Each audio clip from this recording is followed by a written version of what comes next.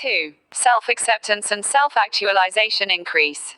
Social adjustment increases. Anxiety and depression decrease. Hostility decreases. Psychomotor functions improve. Grip strength. Dexterity and NE skills. Eye-hand coordination. Choice reaction time. Steadiness. Depth perception. Balance. Integrated functioning of body parts.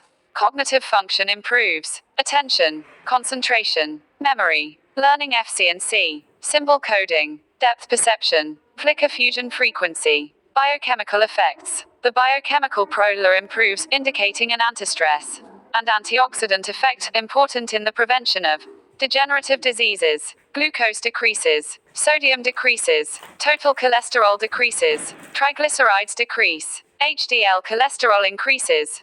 LDL cholesterol decreases. VLDL cholesterol decreases. Cholinesterase increases. Catecholamines decrease. ATPase increases. Hematocrit increases. Hemoglobin increases. Lymphocyte count increases. Total white blood cell count decreases. Thyroxine increases. Vitamin C increases. Total serum protein increases. Oxytocin increases. Prolactin increases. Oxygen levels in the brain increase. Yoga compared to conventional exercise. Yoga exercise. Parasympathetic nervous system dominates. Subcortical regions of brain dominate. Slow dynamic and static movements. Normalization of muscle tone. Low risk of injuring muscles and ligaments. Low caloric consumption. Effort is minimized, relaxed. Energizing. Breathing is natural or controlled. Balanced activity of opposing muscle groups. Non-competitive, process-oriented. Awareness is internal. Focus is on breath and the INI night. Limitless possibilities for growth in self-awareness. Sympathetic nervous system dominates. Cortical regions of brain dominate.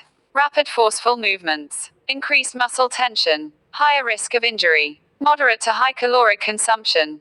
Effort is maximized. Fatiguing. Breathing is taxed. Imbalanced activity of opposing groups.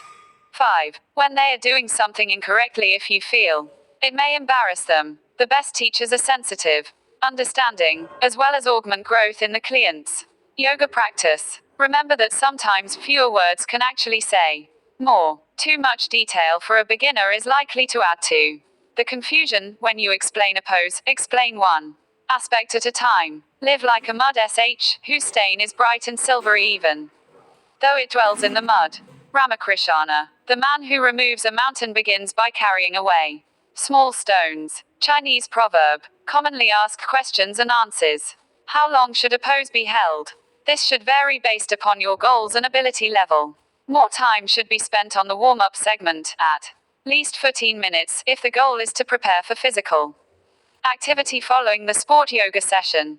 When sport yoga is being used for sport preparation, the postures can be held for shorter periods of time with more emphasis on general warm-up and injury prevention. When sport yoga is practiced for relaxation, revitalization, or as a moving meditation, the poses move much slower, they are held for longer periods of time, they are deeper, and facilitate a greater degree of mindful attention to the NE details. What is the recommended way to count breaths? You can do either. It is especially relaxing and enables one to be more conscious of the practice when the focal point is on counting the breaths and awareness of each inhalation and exhalation. This technique allows you to rhythmically move in and out of each pose with precision and mindfulness.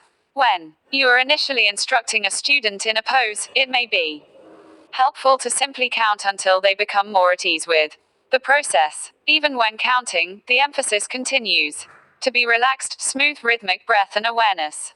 Which poses should a new student be taught? This depends on numerous factors including age, prior training, injuries, motivation, and objective, i.e., a tennis player would benefit more from the lunging pose out than she would from the bound angle. Even though both are great for flexibility, you will want to include many different poses, but the emphasis can be on certain ones. For instance, the lunging poses more closely mimic the tennis players' movements as they reach for a ball. These considerations should be made when developing an individualized program.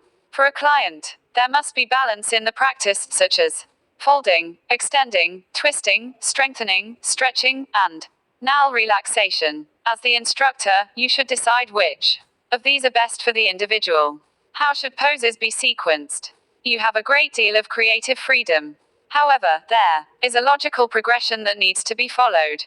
For example, if you are teaching an hour-long class, the warm-up or heat building segment should typically last approximately 15 to 30 minutes. Once sufficiently warm, the student may move deeper into poses with longer holds, approximately 15 to 20 minutes. Gradually, the class cools down with gentle relaxation poses, approximately 15 to